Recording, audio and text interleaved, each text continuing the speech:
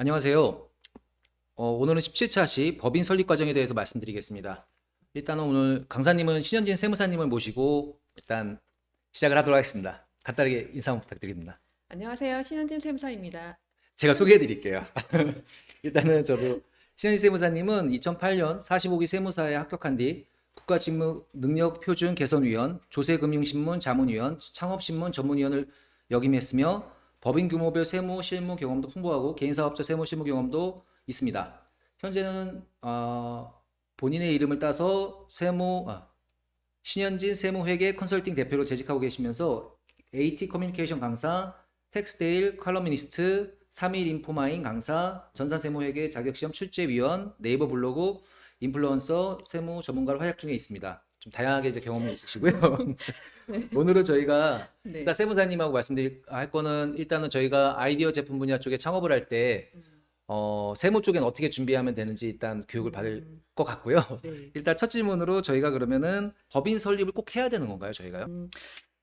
꼭 법인으로 설립하실 필요는 없어요. 예, 법인은 예. 사실 설립하려고 생각한다고 하면은 좀 어렵게 생각이 되거든요. 예, 예. 좀 규모가 작게 시작하거나 그렇다면은 개인 사업자로 창업을 하셔도 되고, 하지만 뭐 사업 입찰 같은 거 하실 때는 꼭 법인이어야 되는 경우도 있어요. 그런 거를 미리 사업자 등록을 신청하기 전에 미리 확인을 하셔가지고, 그 다음에 이제 법인을 할지 개인을 할지 선택을 하셔야 되고, 개인과 법인의 차이를 아주 쉽게 설명을 드리자면, 예, 예. 개인은 벌면은 이익이 다 내 거예요.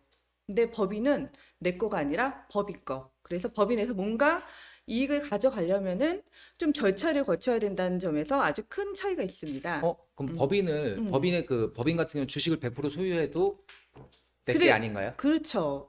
어떻게 보면 아, 내 거지만 거기서도 내가 돈을 막 맘대로 빼갈 수는 없어요. 그래서 배당이나 뭐 급여 이런 거를 거쳐서 해야 되고, 대표는 법인이 뭐 30억 이익이 나도 마음대로 가져갈 수가 없어요. 그래서 배당이나 이런 걸 거치셔야 되고, 배당 같은 경우는 2천만 원까지만 딱 14% 세율이에요. 그러니까 딱 예, 예. 2천만 원 정도까지 계획해서 가져가셔야지 나중에 종합소득세로 또다시 세금을 많이 내는 그런 상황을 피하실 수가 있어요. 그러면 개인 음, 사업자가 유리한지 법인 음, 사업자가 유리한지 아이디어 제품 창업 분야는 어떻게 음. 될까요, 그러면? 그러면 제가 먼저 비교표로 한번 설명을 예, 드릴게요. 예. 개인과 법인의 비교표는 이렇게 되어 있는데요. 개인은 소득세를 내요. 그리고 법인은 법인세를 내요. 그래서 개인은 세율이 6%에서 42%의 7단계 초과 누진세율이라서 개인 같은 경우는 이익이 많이 나면 날수록 세금이 되게 많이 나와요. 아, 예, 예. 근데 법인은 장점이 10에서 25%의 4단계 초과 누진세율이라는 게 장점인데, 근데 어차피 법인 대표로 급여나 배당금을 가져가더라도 나중에 소득세로 합산해서 신고를 내야 되는 상황이 될 수가 있는데, 그때 6%에서 42%의 높은 세율이 적용될 수 있기 때문에 약간 절세 전략을 잘 짜셔가지고 급여랑 배당금 이런 거를 설계를 잘 하셔야 돼요.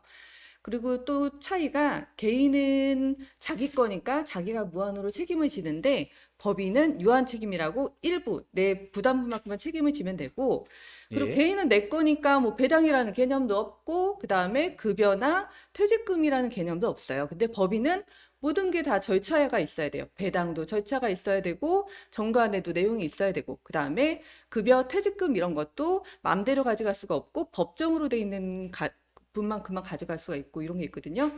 그리고 아까 말씀드렸듯이 개인은 이익을 마음대로 사용을 할 수가 있는데 법인은 마음대로 사용을 할 수가 없고, 그렇기 때문에 매출이 얼마나 늘 것인지, 그 다음에 내 사업 목적이 어떤 것인지에 따라서 사업 형태를 현명하게 미리미리 선택을 하시는 게 좋습니다. 지금 가만히 보면 개인 사업자가 음, 어떻게 보면 소득에 대한 약간 음, 이익에 대한 세율은 더 높은 것 같고요. 그렇죠, 법인 그렇죠. 사업자보다.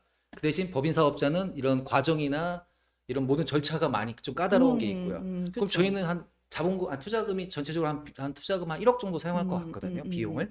그러면은 초반에 한 1억 정도를 한 1년 안에 1년이나 1년 반 동안 사용할 것 같은데 이런 경우는 어떻게 개인 사업자를 추천드리나요? 어떠세요? 저라면은 예, 예. 관리의 편함 때문에 개인 사업자를 하겠어요. 왜냐면은 초반에는 사실은 어디서 뭐 투자받거나 이럴 가능성도 크진 않거든요. 그쵸, 그래서 예, 예. 네, 초반에는 좀 내가 이제 사업을 시작했으니까 내가 아무것도 모르니까 개인 사업자로 시작을 해가지고 조금씩 이제 아, 사업을 하는 건 이런 거구나. 그래서 좀 자유롭게 이렇게 하다가 어느 정도 이익이 난다 싶을 때 그때 법인으로 전환을 하시는 게 좀 좋지 않으실까라고 그럼 생각을 개인 해요. 사업자에서 법인 사업자로 전환은 쉬운 편인가요? 네, 그렇게 어렵지는 않아요. 그럼 네. 이익이 어느 정도 났을 때 그래도 전환하는 게 유리할까요? 보통은 성실신고 사업자가 되기 전 시점으로 해요.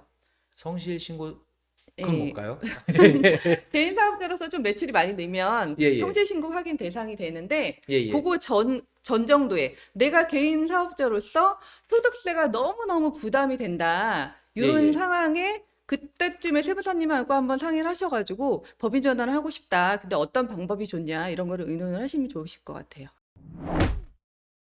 아, 그러면 여기다 설립은 어떻게 하면 될까요, 그러면? 설립은 제가 화면으로 한번 설명을 드릴게요. 개인 사업자하고 법인 사업자가 설립 절차가 다른데, 예, 예. 개인 사업자는 제조업 같은 경우는 사업의 허가나 등록이나 신고를 거쳐야 되는 경우가 좀 있어요. 예, 그래서 예.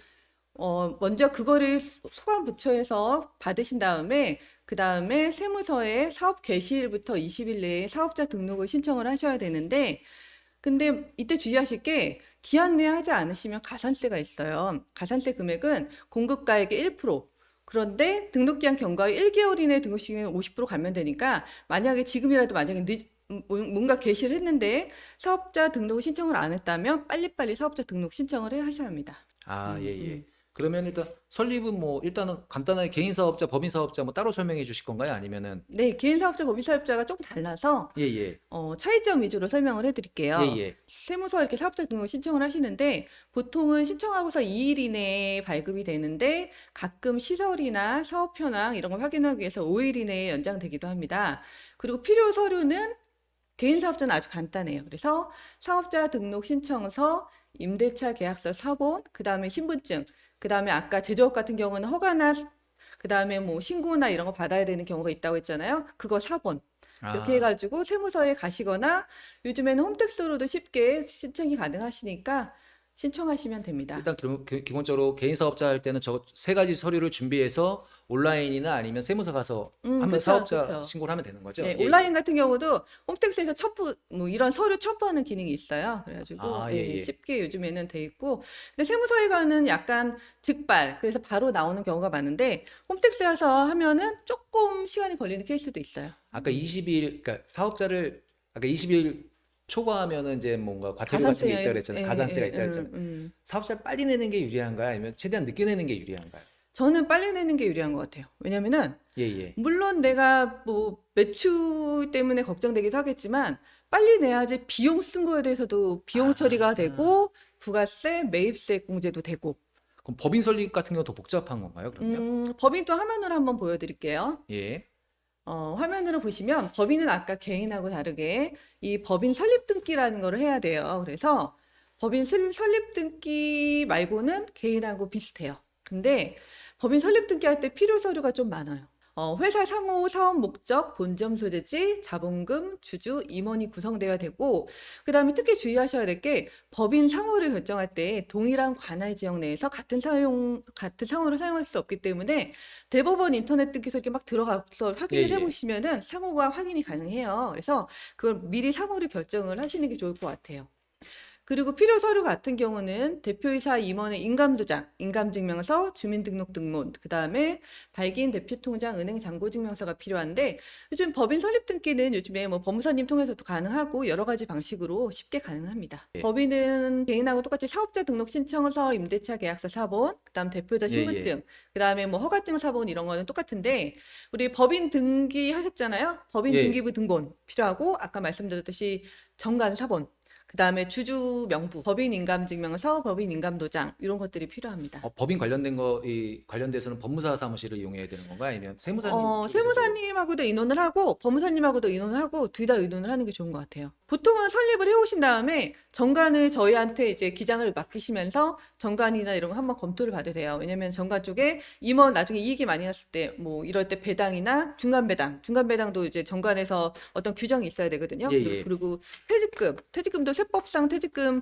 적정한 한도인지 이런 거에 대한 검증도 받아야 되기 때문에 세무사님과 법무사님 둘 다 같이 이렇게 의논을 해서 하시는 게 가장 좋고 이미 법인을 설립했다면 나중에 이제 조금 이익이 늘어서 기장을 해야 될 상황이 됐을 때 그때 세무사님하고 정관도 한번 검토해 보시는 게 좋은 것 같아요. 그러면은 법인은 뭐 자본금이나 이런 뭐 요건들이 있지 않나요?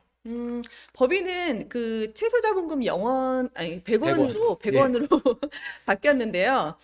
근데 초반에 뭐 100원 가지고 사업을 할 수는 없잖아요. 처음에 그렇죠, 뭐 그렇죠.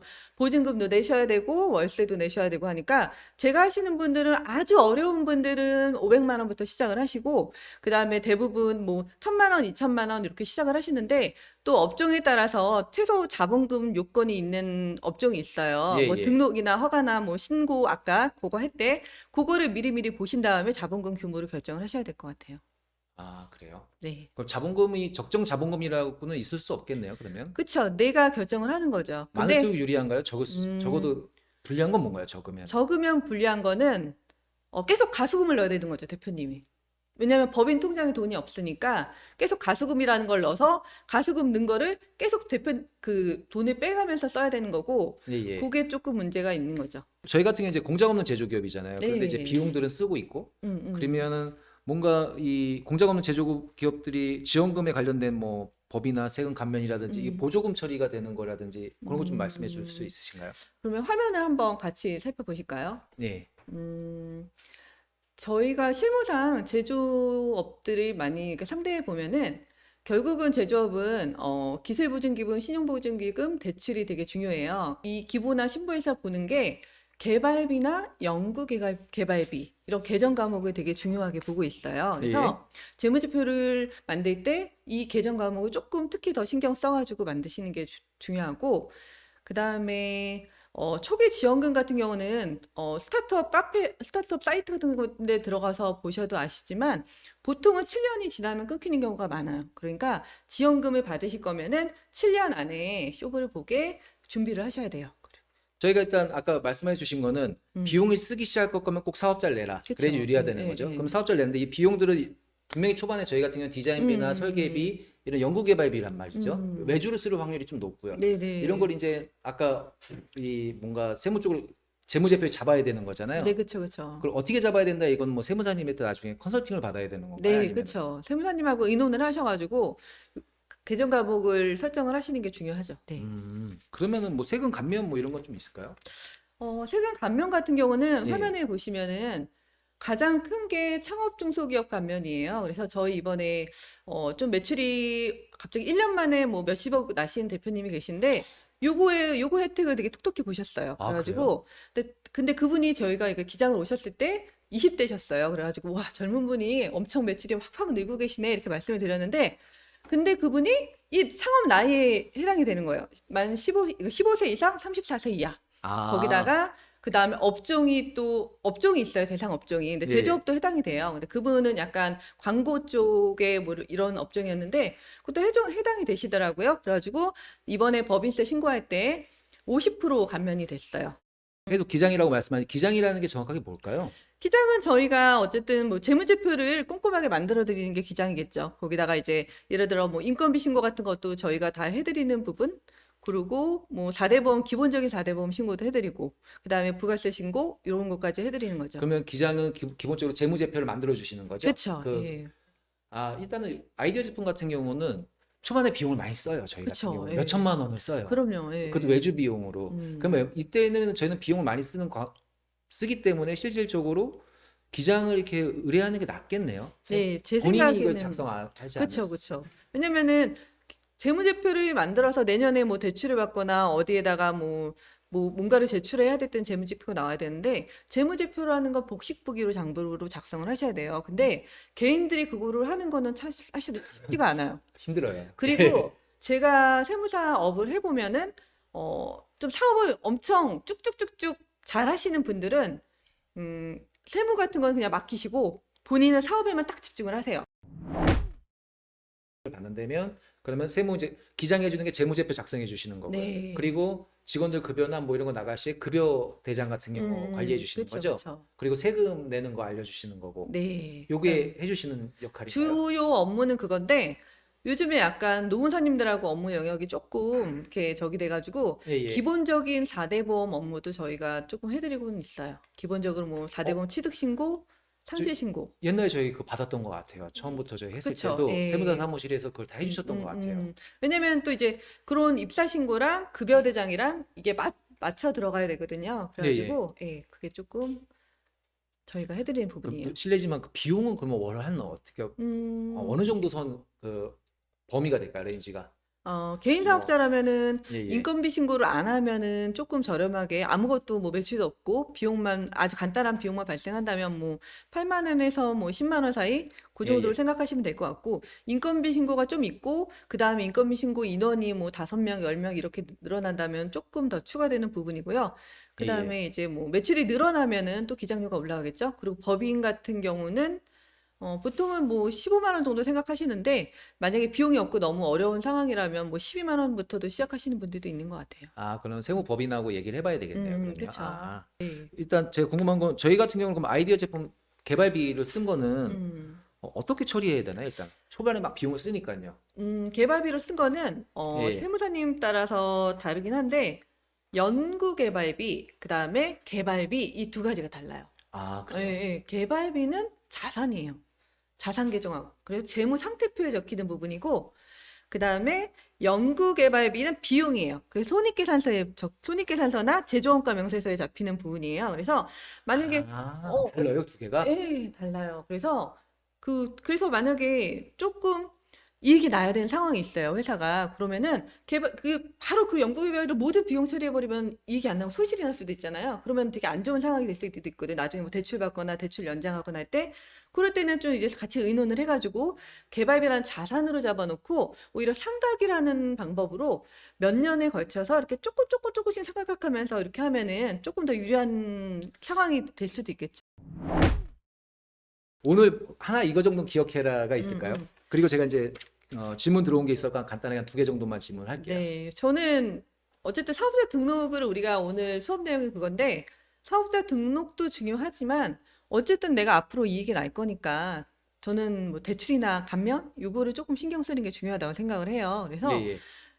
사업을 확장하려면은 대출이 필요하고 그다음에 이익이 난다면 그다음에 그때 이익이 날 때 세금이 왕창 나오면은 또 이익 나는 효과가 없잖아요. 그러니까 예, 예. 미리미리 사업을 시작하기 전에 그거를 조금 체크하시고 사업을 시작하면서도 조금 체크를 하시는 게 되게 중요하다. 그걸 말씀드리고 싶어요.